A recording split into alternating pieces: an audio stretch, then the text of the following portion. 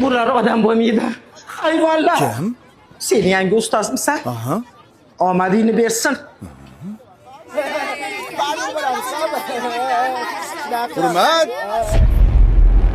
Bo'pti, charchaman, ketdim. Hey, qaqqa? Ishga. O'qishchi? O'qish meni va oilamni boqmaydi. Kim yana shu fikrda? Qancha topasan? 15 ming kuniga. Qolganlarchi? Men 20 ming topaman. Kompyuterxonada ishlayman. Men 25 ming topaman. Manikyurchiga yordam beraman. Oramizda eng boyi Mirsagatov. Sen qayerda ishlaysan? Bozorda arava tortaman. Kam 30 ming pulim bor kuniga. Sizlar bu narsalarni faxrlanib gapiryapsizlarmi, bolalar? Nima? Qornimizni to'ydirmaydigan 5 lar bilan faxrlanaylikmi? Balki kelisharmiz. Nimani kelishmoqchisiz? Har bir baho uchun pul to'layman. Oppa!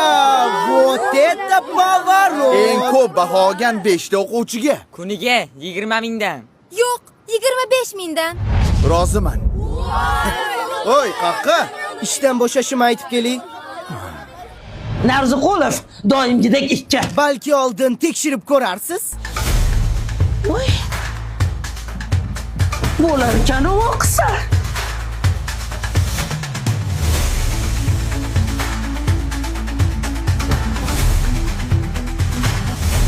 Bizaga pul kerak emas. Biz o'qishni tanlaymiz.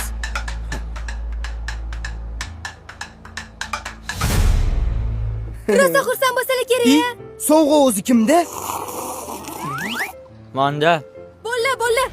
Ustoz yo'q ekanlar. Assalomu alaykum ustoz. Doston Rustamovich ko'rmadingizmi? Dars tugadi, ketdi. Nega ketadilar? Bugun o'qituvchilar kuni-ku. Men qayerdan bilaman? Nima men uni qorovulimanmi? Ishga ketgandir. Yana qayerdadir ishlaydilarmi? Navoiyxonadami? Boshimni qotirmalaring.